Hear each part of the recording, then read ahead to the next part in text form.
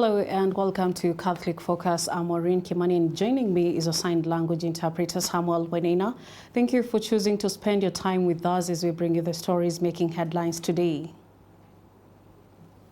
As the country edges closer to the political season, the Catholic Bishop of Bungoma Diocese, Bishop Mark Kadima, has appealed to leaders and Kenyans to safeguard peace and promote justice. Speaking during the inauguration of Esigomere Church in Butula constituency, Busia County, the bishop warned against using youth to incite violence, while Busia Governor Dr. Paul Otuoma pledged to intensify the fight against criminal gangs.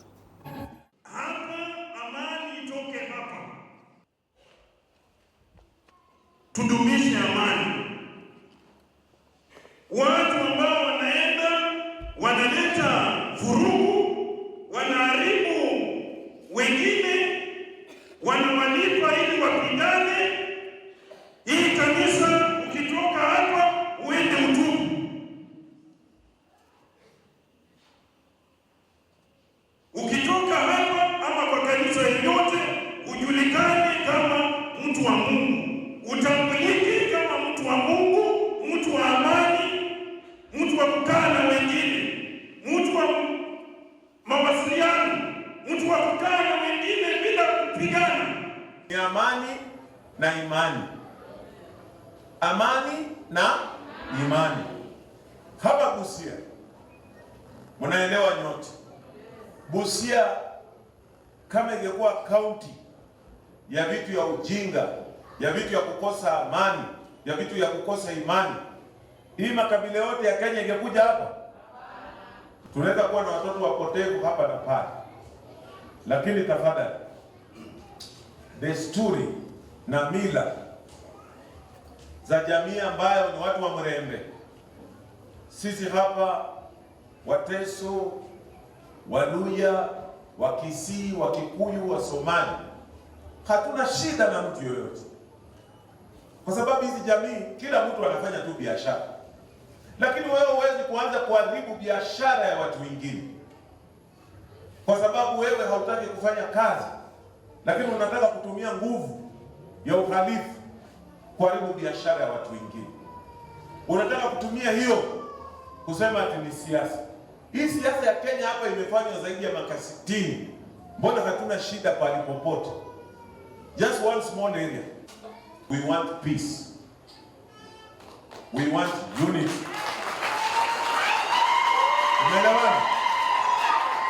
We want our people. Ule ni mfanyi biashara afanye biashara yake bila kusumbuliwa kwamba atusijui wewe ni nani ni nini. Kama ulikuja hapa na nia ya uhalifu, your time is up. Wewe funga virago yako, tafuta ya pahali ya kwenda kufanyia uhalifu. Because hautajificha kwa siasa. As the country prepares to mark the Sabasaba anniversary, young people from Kiandutu informal settlement in Thika have pledged to stay away from planned demonstrations, saying past protests have left many of their peers injured, arrested and grieving the loss of loved ones. Here is the full report. Speaking after a fellowship service at Calvary Chosen Center Church, the youth said the experiences of recent protests has been a wake-up call, prompting many of them to reconsider taking part in future street demonstrations. Nimelelewa hapa Thika, nafanyia kazi hapa Thika. Sasa kuhusu hiyo maandamano yenye tumekuwa tukiona, hiyo ni mambo ambayo imetesa nchi yetu sana. Nchi inaendelea kufilisika, watu wanapora wengine wanakuwa viwete, wengine wanakuwa hata wanapata mauti, wanakufa. Kwa hivyo hiyo ni maneno ambayo tunafaa kutupilia mbali.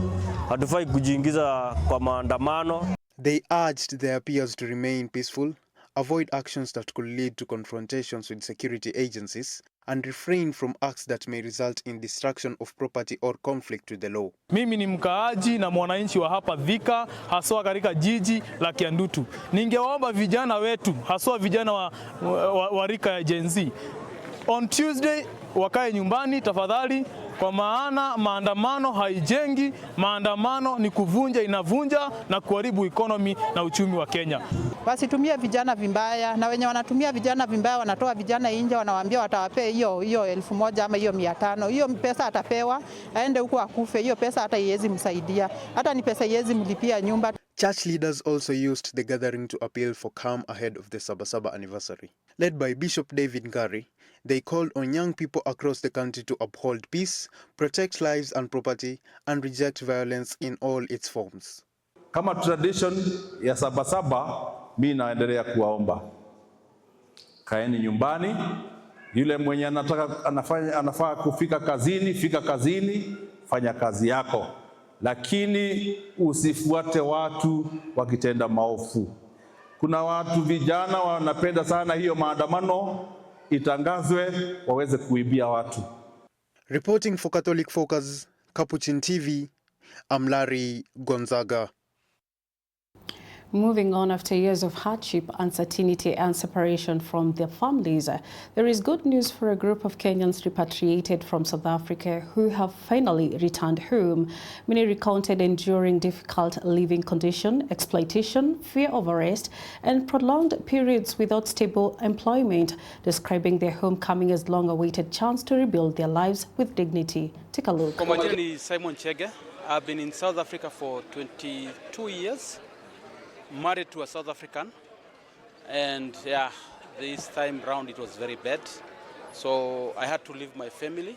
I left my wife, I left 4 kids, and here I am alone without my family. This time round, they took it very, very serious. They were going house to house, evicting. Either you are legally or illegal, they were evicting you with no reason.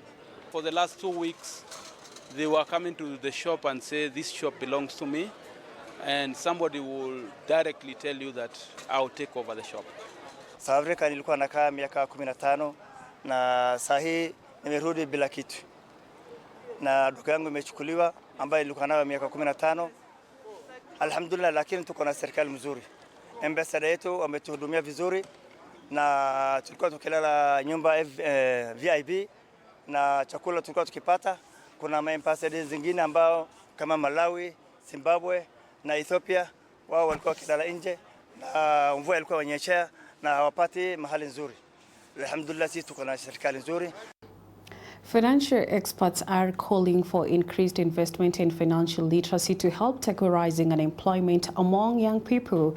They say joining cycles and organized groups can improve access to affordable financing and create more business opportunities. Susan Bulletin brings us the full report. Financial experts are urging young people to embrace SACCOs as a pathway to entrepreneurship and economic empowerment. Speaking in Kakamega, the experts said joining savings and credit cooperative organizations and youth groups can improve access to affordable credit needed to start and grow businesses. These youth are unemployed, and if you put them in cooperatives, give them grants, give them support, give them loans, our economy will grow. Cooperatives is under the Agricultural Ministry, and agriculture, supports this country by a higher margin. They noted that strengthening financial literacy and expanding access to SACCO financing will help address the country's growing unemployment challenge. We shall help them in management challenges. We shall help them in financial challenges. We shall train our farmers, our cooperators and all, so that we have seamless transitions where necessary, so that we have a stable cooperative world. Investing, it so means that after investing, it also means that they also get to employ members of the family. They employ people within their reach, so that they can make a little income from the investment the members have done. So it is possible that from the SACCO, we have created so many employment opportunities for the youth and the rest of the Kenyan citizens. The experts also called on the government to invest more in SACCOs to boost their capacity to support youth-led enterprises and drive inclusive economic growth. We've realized that in Kenya, one of the major challenges that we are currently facing is unemployment. Youths have gone to school, they have papers, but they don't have opportunities. So therefore, as a SACCO, we are coming in not only to provide financial solution to salaried members, but we are equally onboarding youths with ideas. Let's say if you have a business idea, you are doing a bit of farming, SACCO will be able to provide a financial solution with, in terms of affordable credit facility to these very youths, so that they are able to, we can empower them. Reporting for Catholic Focus, Capuchin TV, I'm Susan Bulletin. That brings us to the end of Catholic Focus. Thank you for watching. Our Maureen Kimanindo's signed language interpreter has been Samuel Wenena. See you next time.